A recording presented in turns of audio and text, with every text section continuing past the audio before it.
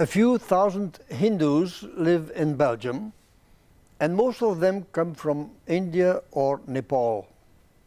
Who are they, and why do we call them Hindu?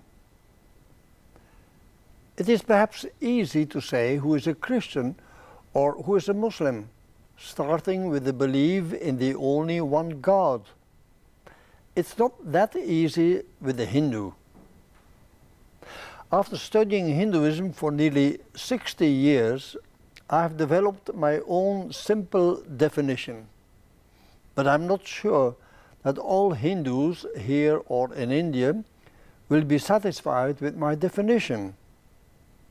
I have three basic points. 1.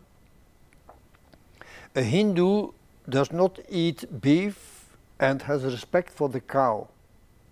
2. A Hindu arranges the marriage of his children and respects a diet as it is prescribed by the tradition of his subcaste. And 3.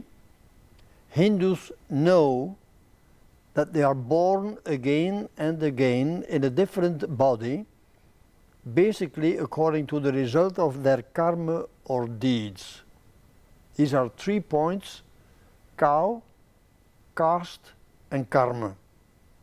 Okay, very simple, but I have Hindu friends who do once in a while eat a good steak and call themselves Hindu. Other friends allow their children to marry outside the prescription of the subcaste, but they call themselves Hindu. And other friends openly say that karma is nonsense, but still they are Hindu. And you see, in my definition, I do not speak about God with a capital or gods. You cannot count the number of gods that are venerated or are prayed to in the Hindu tradition, but belief or no belief in a god does not figure in my definition. Of course, many Hindus will once in a while on certain occasions walk into a temple, or they will light a candle before the preferred deity in the little chapel in their house.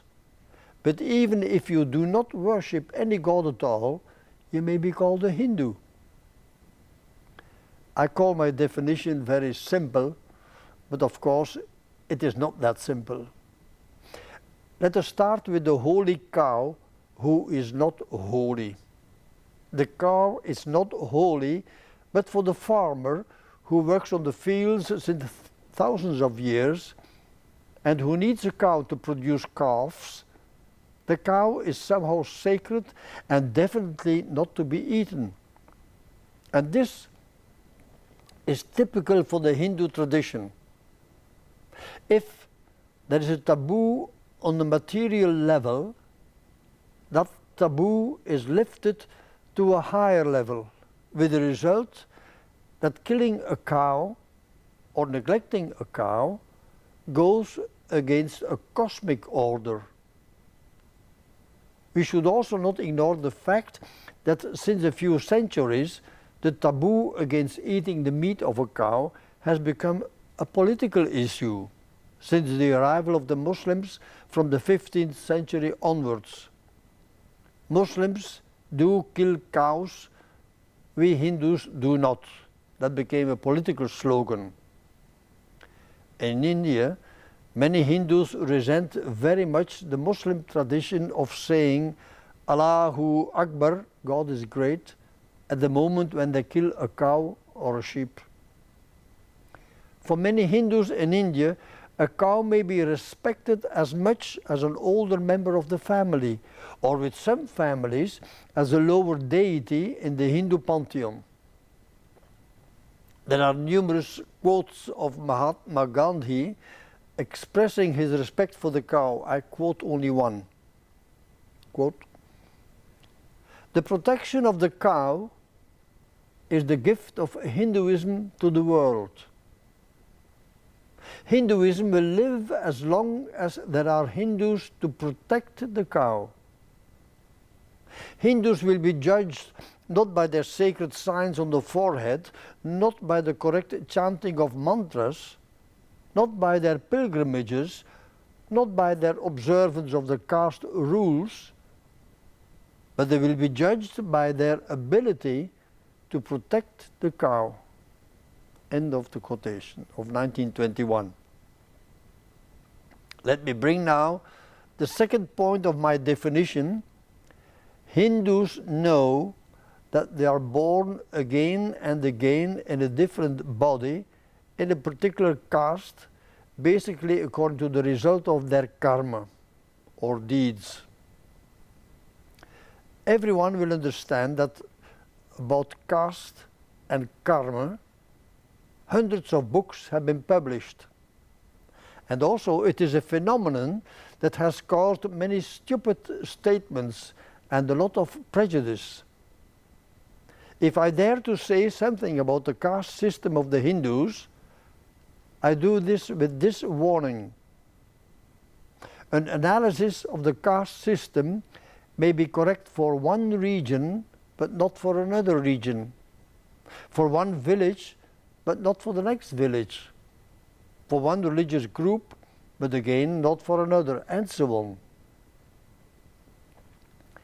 Traditionally, we speak about 4 castes: the Brahmins or priests, the Kshatriyas or kings and military class, the Vaishyas or farmers and merchants, and the Shudras or servants. And outside this traditional classification of 4 groups, we have the outcasts and the tribals, who according to some sources are now grouped as Dalits and maybe nearly half of the Hindu population in India. In some Hindu circles, the Dalits too are called Hindu, but not everyone agrees with this opinion. It may be noted also that the Brahmins are only 5% of the Hindu population in India. This basic structure of 4 groups plus the Dalits may be helpful, but the reality is a society of hundreds of subcastes, sometimes called Gotra in Hindi. Within that Gotra classification, Hindus will arrange the marriage of their children and they will define their diet for cooking. These subcastes are different from any classification one could imagine. Classification according to profession, family connection or religion. And although there is mobility among these subcastes, it must be said that as a rule, one is born in a particular subcaste and one dies in that subcaste. You sometimes hear people say that the caste system in India promotes inequality among people. After talking to so many people in India over a period of half a century, I dare to make this bold statement. People are not born as equals, and people are not equal. They are not equal because of their birth, the family, the genes, their karma, in earlier lives and in the present life, and so on. And this inequality is not created by the caste system. This inequality is there and was observed and used by the early Indian tradition. This inequality is a reality, and every individual has to learn how to live with it, how to cope with his or her situation. There are several ways to cope with that reality of life. I see 2 attitudes. One attitude is of fatalism and of submitting to one's fate in frustration. Or you can also accept the reality of your life and be happy with it and function with it. That is what the reality of the caste system teaches me. With my experiences in India, I'm well placed to know that the experience of the difference between people, the experience of the difference of the caste system, can and does lead to cruel violations of the human rights of some individuals. And these violations may be the result of the caste system. But the caste system is not only a matter of looking down on others, of authorizing inequality. At the same time, the system gives inclusion, a belonging to a subgroup, and that belonging gives protection and security to every individual. I have heard many stupid observations about the caste system, like, with that caste system, India will never make proper progress. Or, the caste system has been abolished by the constitution. Wrong. Untouchability has been abolished. And discrimination on the basis of caste may be a penal offense. It is interesting to see that some Hindus may openly condemn the caste system, but at the same time, they will marry their children within the prescriptions of the subcaste to which they know they belong. From my encounters and friendship with Hindus over a long period, this is what I have learned from their subcaste system. It helps to give an answer to the questions, what is my job in this life?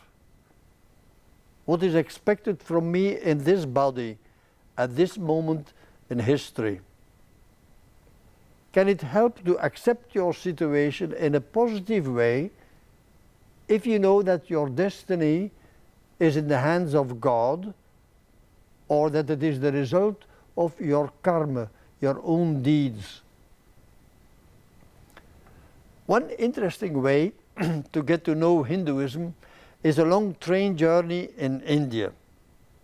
And in the long conversations, hundreds of miles long, you will hear a Brahmin explaining that his life is the result of good deeds in previous lives. Or you will hear a Dalit confessing that his lower status in life may be the result of previous sins. Someone may tell you that a king may be a fallen minor god, and could a pariah or untouchable be a virtuous mouse climbing up on the cosmic ladder? In Benares, many people are convinced that a donkey there is a low caste reborn as a donkey. But this is sure. Everyone has to find a way to deal with the good or sometimes less good destiny. Several times now I have used the term karma, and that brings me to the third point of my definition. Hindus know that they are born again and again in a different body, basically according to the result of their karma or deeds. Imagine, the young wife of my Sanskrit teacher in Benares in 1968 could not believe when I said that people in my home country Belgium did not know that their self or soul after the death of the body would be reborn in another body. Do people in Belgium not know that, she asked. For her it was an obvious truth. The self, or the soul to make it easy, goes on returning in another body in a cycle of, in theory, 8.4 million forms of life. I had to promise I would tell people in Belgium, giving them confidence and hope that our life was not finished after the death of the body. I'm happy I can proclaim this now also. For a Hindu, the term reincarnation is a wrong translation of the Sanskrit term punarjanma, which literally means again birth, rebirth. Reincarnation implies a rebirth in a body. For a Hindu, punarjanma is a journey through all kinds of life, plants, animals, and eventually human, and the other way around. If we want to understand this punarjanma, or again birth, we have to understand another important Sanskrit word, karma. Literally, karma means a deed, an activity in previous births and in the present life. And those deeds, that karma, influence the quality of life in my present birth. The term karma refers to your total sum of activities, good or bad, but also to a cosmic law that rules everything that exists. The law says that merits and guilt are accumulated in each birth, and those merits and guilt determine your present life and your future lives. You create a positive balance by living a good life. This law of cause and consequence governs the cosmos as much as the rotation of planets and galaxies are following a prescribed pattern. As an illustration, I give a quote from the famous Sanskrit work, the Hitupdesha of the 8th century.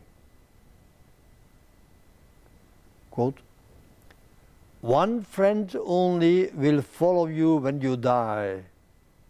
It is the merit of your virtue. All else will perish along with your body."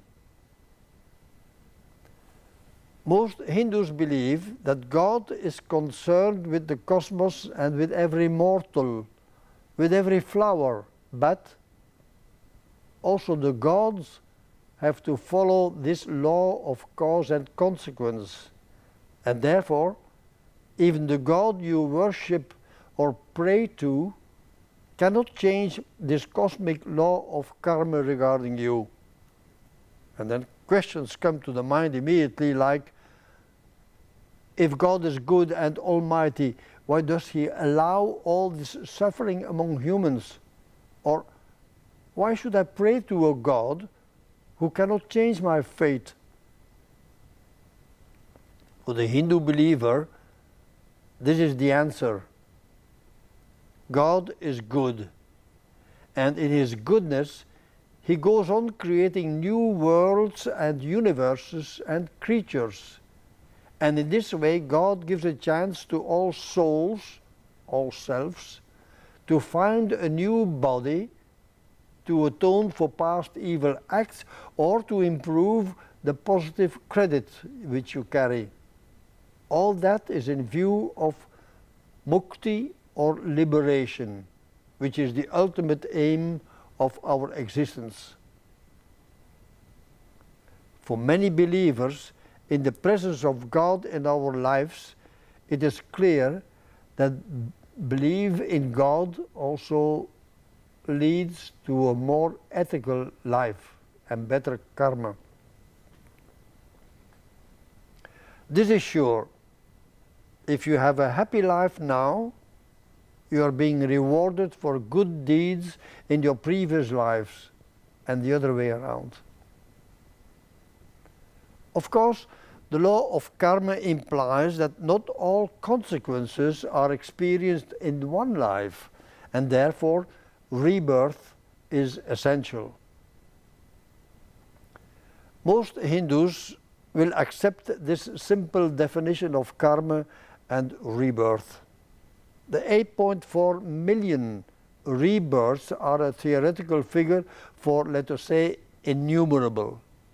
Every soul or self has gone through many lives before this human life, and there is no doubt that many of us will have to come back in another life. If you meet a Hindu, The 3 points of my definition, cow, caste, karma, are perhaps not the most visible. What is most visible is the colorful dress of the ladies and the joyful ceremonies in their temples, and for me the very tasty food.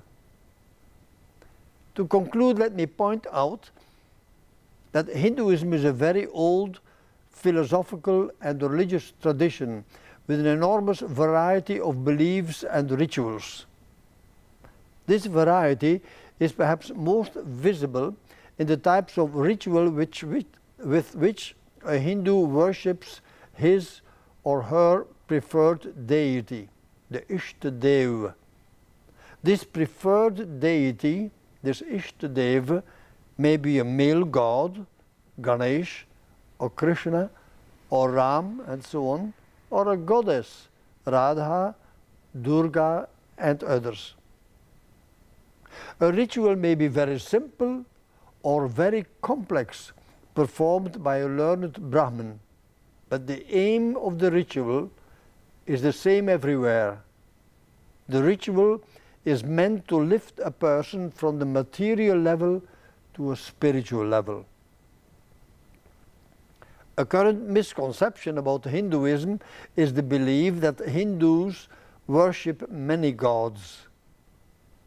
One day, many years ago, I asked my Sanskrit teacher in Benares how many Hindu gods there were.